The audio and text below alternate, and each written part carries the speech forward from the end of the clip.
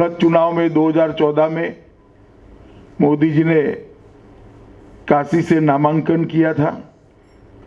और वो नामांकन के बाद मोदी जी काशी से ही सांसद रहे और विश्व की ये सबसे पुरातन नगरी काशी को अपनी आध्यात्मिक गरिमा 1 इंच भी नीचे लाए बगैर विश्व के सबसे आधुनिक शहर बनाने की दिशा में ढेर सारा काम ये 5 साल के अंदर हुआ है। और फिर से एक बार मोदी जी काशी से ही चुनाव लड़ने वाले हैं और मोदी जी 26 तारीख को दोपहर को लगभग 11:30 बजे के आसपास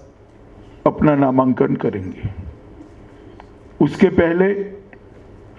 25 तारीख को 3 बजे से 7 बजे तक एक भव्य रोड शो का आयोजन काशी क्षेत्र भारतीय जनता पार्टी की ओर से किया गया है। काशी लोकसभा क्षेत्र की ओर से किया गया है। वो रोड शो मालवीय जी की प्रतिमा से प्रारंभ होकर लंका, अस्सी, बदेनी, सोनारपुरा, मदनपुरा, गोदोलिया होते हुए दशाश्वमेध घाट पर समाप्त होगा। वहां पर मोदी जी 7 बजे गंगा आरती के अंदर सम्मिलित होंगे और मां गंगा की आरती समाप्त करने के बाद काशी के चुने हुए बुद्धिजीवियों के साथ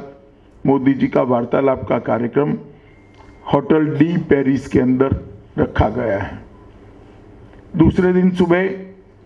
9:30 बजे पूरे काशी लोकसभा क्षेत्र के कार्यकर्ताओं के साथ मोदी जी की वार्ता और सम्मेलन है। वही स्थान पर होटल डी पेरिस पर है और ये समाप्त करने के बाद मोदी जी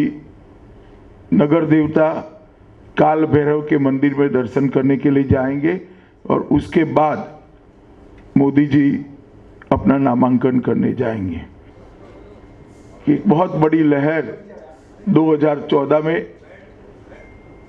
मोदी जी के नामांकन के पहले दिखाई पड़ती थी। इस बार भी एक प्रचंड लहर मोदी जी के नामांकन के पहले दिखाई पड़ती है और जिस दिन मोदी जी ने 2014 में नामांकन किया ये लहर सुनामी में परिवर्तित हुई थी। इस बार भी नामांकन के भव्य road show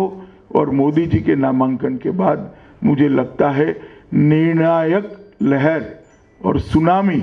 Bharatiya Janata party और एनडीए के पक्ष में देखी जाने वाली है।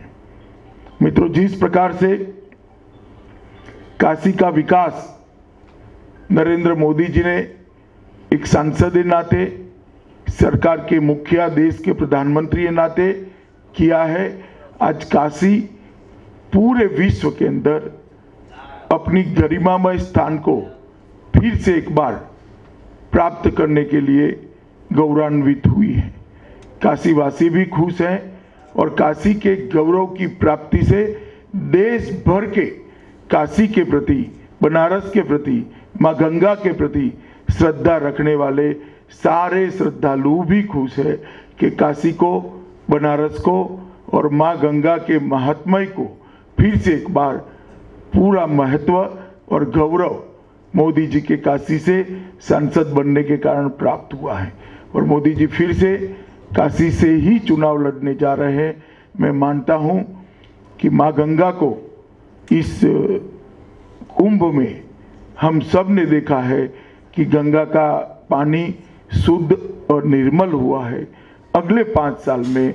गंगोत्री से लेकर गंगा सागर तक पूरा गंगा का प्रोजेक्ट हम पूरा कर निर्मल गंगा के हमारे स्वप्न को साकार कर पाएंगे और काशी के विकास के भी जो पहला अध्याय लिखा गया है उसके सभी अध्याय अगले 5 साल के अंदर समाप्त होंगे। बाबा विश्वनाथ परिसर को भी जिस प्रकार से सजाने का काम मोदी जी के यहाँ से सांसद बनने के बाद हुआ है, मेरे जैसे करोड़ों श्रद्धालुओं के लिए ये बड़ा संतोष और गौरव का विषय है। बाबा पहले अकेले दिखाई पड़ते थे, आज बाबा अपनी पूरी फौज के साथ, अपने पूरे साथियों के साथ, अनेक विविध मंदिरों के साथ दिखाई पड़ते हैं और माँ गंगा से पानी लेकर सीधा बाबा का अभिषेक हो पाए, ऐसा गौरव पथ वहाँ निर्माण होने जा रहा है। वो भी न केवल काशी वासियों के लिए, न केवल बनारस वासियों के लिए, पूरे देश के श्रद्धालुओं के लिए ये बहुत बड़ा गौरव और आत्मसंतुष्टि का विषय है। मैं आशा करता हूँ कि काशी की जनता मोदी जी को जिस प्रकार का स्नेह 2014 में दिया है, इससे भी अधिक स्नेह इस बार 2019 में देगी, ऐसा हम सभी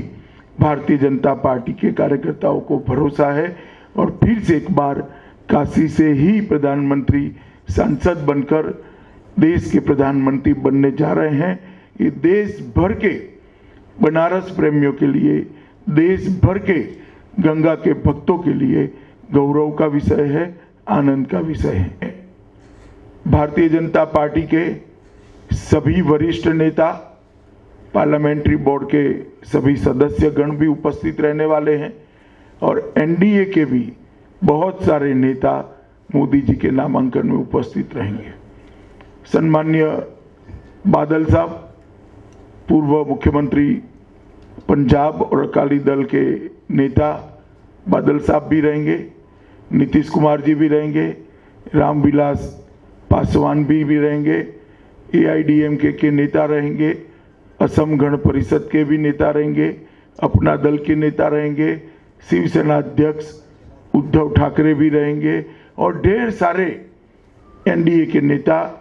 एक कार्यक्रम के अंदर उपस्थित रहने वाले हैं। विशेषकर नॉर्थ ईस्ट में नेडा के तत्वाधान में जितने भी दल